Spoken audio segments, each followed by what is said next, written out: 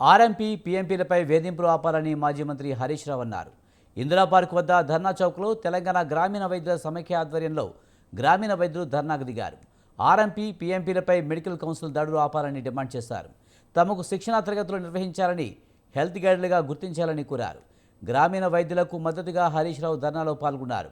కాంగ్రెస్ ప్రభుత్వం ఆర్ఎంపీ పీఎంపీలను భయపెడుతుందని మండిపడ్డారు. వారిపై ఉన్న అక్రమ కేసులు ఎత్తివేసి విడుదల చేయాలని డిమాండ్ చేశారు. ఆర్ఎంపీ పీఎంపీలకు బీఆర్ఎస్ అండగా ఉంటుందని తెలిపారు.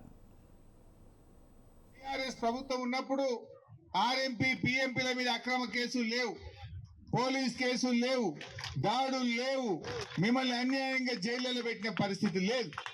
కానీ కాంగ్రెస్ వచ్చినాక నిద్ర పట్టలేదు. ఏ రాత్రి ఎవడొస్తాడో, ఏం కేసు పెట్టాడో, జైల్లో నూకుతాడో, పోలీస్ కేసులు పెట్టారో వాళ్ళని జీబులలో వేసి ఊరంతా తిప్పుతున్నారు. మీ ఆర్ఎంపీలను జీబులలో వేసి జిల్లా అంతా తిప్పుతున్నారు, భయభ్రాంతులకు గురి చేస్తున్నారు, అక్రమ కేసులు పెట్టి రోజుల తరబడి జైళ్లలో పెట్టి ఇవాళ వేధిస్తున్నటువంటి పరిస్థితి ఉన్నది. నేను అడుగుతా ఉన్నా, మీ మేనిఫెస్టోలో ఏం చెప్పారు?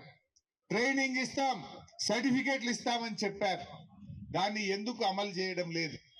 ట్రైనింగ్ ఇచ్చుడు మాట దేవుడెరుగు, కేసులు పెట్టి కనీసం ఉన్న బతుకు తెరువు లేదు.